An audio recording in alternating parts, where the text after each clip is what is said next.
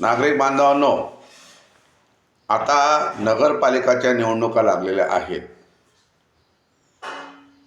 तर उमेदवारी अर्ज करताना तुम्ही पाहिलं असेल, अनेक चोरांनी धनधानग्यांनी उमेदवारी केलेली आहे आणि ते अधिकतम राजकीय आश्रयाला आहेत.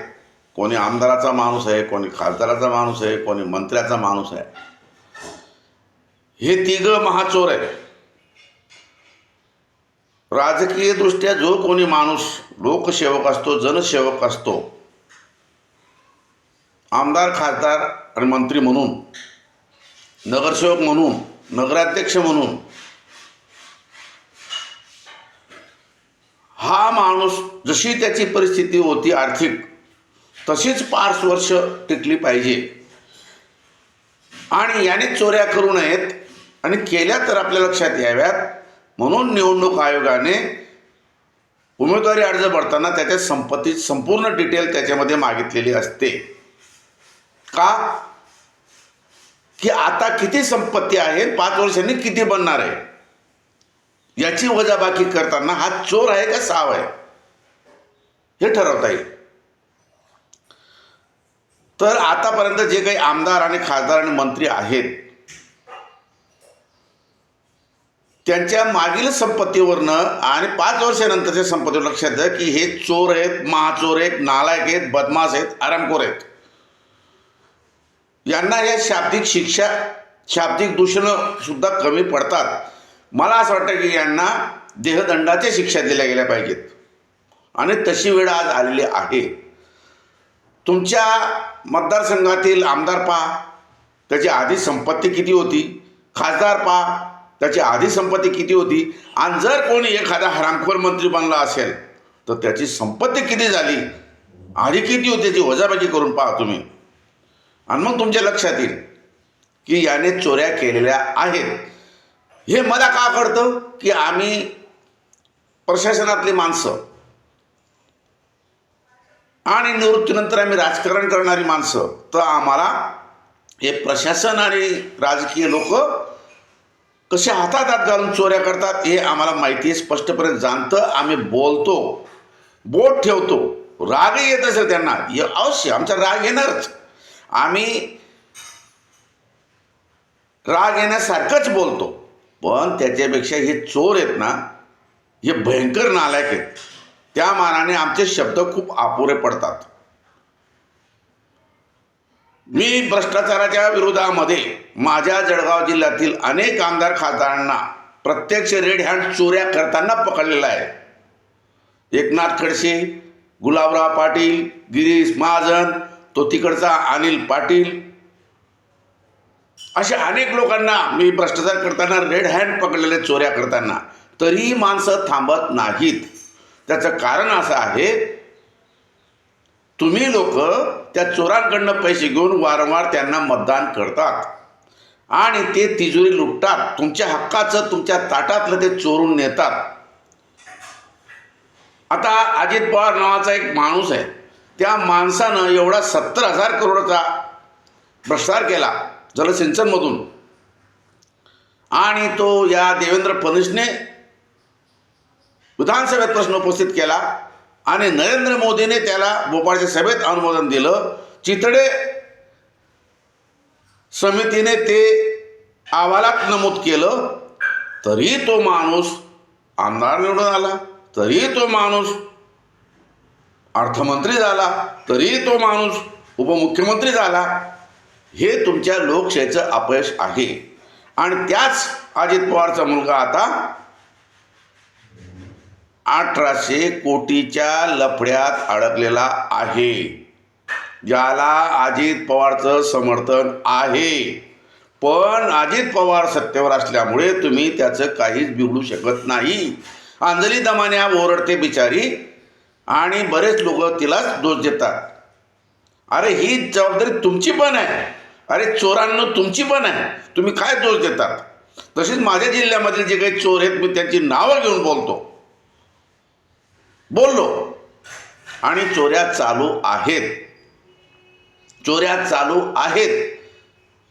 कोरोना काळामध्ये त्या गुलाबरावने असा भ्रष्टाचार केला की औषधी आणि यंत्रसामुग्री न घेता परस्पर पैसे हजम केले, असं प्रतिज्ञापत्र जळगावचे सिव्हिल हॉस्पिटलचे प्रशासकीय अधिकारी यांनी कोर्टात सादर केलेलं आहे.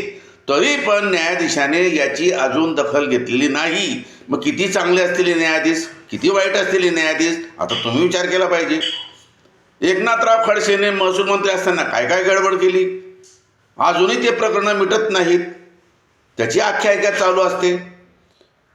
आपले गिरीश महाजन भाऊ आता जलसंपदा मंत्री आहेत. मी त्यांना जाऊन सांगून आलो की तुम्ही जो रस्ता अंमळ तालुक्याच्या सात्रीचा 50 लाखात बनतो 1.5 किलोमीटरचा, त्या ठिकाणी 3,86,00,000ची वर्क ऑर्डर दिली आहे आत्ताच 25 सप्टेंबर 2025ला.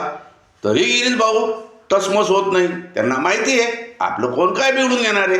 अजितदादाने 17,000 कोटी पचवले तर आपण हे पण पचवून घेऊ. आणि हा प्रस्ताव कोणी टाकला आहे? अंमळचे आमदार अनिल भाईदास पाटील यांनी. का टाकला? बस पैसे कमवायचे आहेत.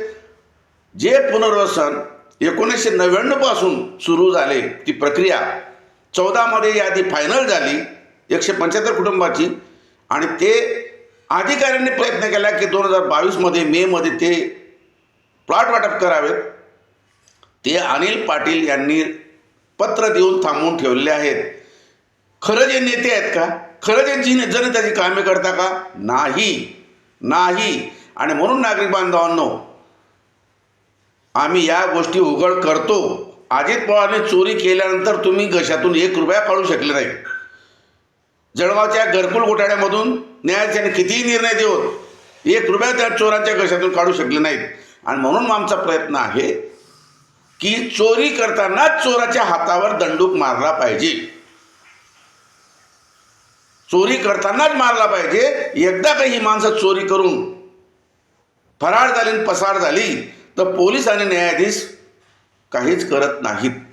ते गप्प राहतात, चूप राहतात. कदाचित त्यांनाही काहीतरी याच्यातून थोडाफार हिस्सावाटा मिळून जात असावा. आणि म्हणून मी असं म्हणतो की नागरिक बांधवांनो, कर तुम्ही देतात म्हणून तिजोरी भरते, आणि तिजोरीतून जो निधी येतो ते वाटप करण्याचं काम हे आमदार, खासदार, मंत्री जिल्हा नियोजन समितीमध्ये करतात. आणि हे सगळे चोर ते आपले वाटे हिस्से पाडून घेतात. जसे अमावस्याच्या रात्री वडाच्या झाडाखाली चोर हिस्सावाटा पाडतात, तसं आम्ही मात्र त्यांच्या तोंडावर बॅटरी मारतो. आणि तरी भारतीय माणूस जो स्वतःला राणा प्रताप महाराजांचा वारस समजतो, जो मराठा माणूस स्वतःला छत्रपती शिवाजी महाराजांचा वारस समजतो, जो माणूस स्वतःला महात्मा गांधींचा अनुयायी समजतो, जो माणूस स्वतःला बाबासाहेब आंबेडकरांचा वारस समजतो, तो मात्र या ठिकाणी गप्प बसतो. का गप्प बसतो? कारण या चोरांनी फेकलेल्या तुकड्यांवर हे लोक उपजीविका करतात. 15-20 दिवस चंगडमंगड करतात आणि यांना निवडून देतात आणि नंतर 5 वर्ष तोंड वेंगाडतात. का हो काका, आमची जमीन मोजणी तर होतच नाही. का हो काका, आमचा शेतरस्ता मिळतच नाही. का हो काका, आमचं पुनर्वसनचे प्लॉट अजून मिळतच नाही. आमचे जमीन जायदादची सातबारे बनतच नाही. असे सगळे प्रश्न हे लोक आमच्या पुढे सांगतात. म्हणून आम्ही म्हणतो की बापा हो, तुम्ही जे काही आमदार, खासदार, नगरसेवक, जेडपी सदस्य निवडून देतात हे तुमच्या कामासाठी असतात. पण तुम्हाला असं वाटतं की हे चंबडचे टाकू आहेत, यांनी चोऱ्या कराव्यात आणि चोऱ्या करून आम्हाला वाटावं, अशा हिशोबाने तुम्ही जर समजा त्यांच्याकडनं पैसा घेतात आणि मतदान करतात. मला असं वाटतं की हे राजकारण नाही, हे प्रशासन नाही, हे सरकारचं काम नाही. ही चोरांच्या टोळ्या आहेत आणि या चोरांना तुम्ही ओळखतात, मी पण ओळखतो, पण यांचा विरोध करण्याचे धाडस तुमच्यात नाही. भिकारड्या वृत्तीमध्ये हे धाडस निर्माण होत नाही आणि ते झालं पाहिजे असं मी आवाहन करतो.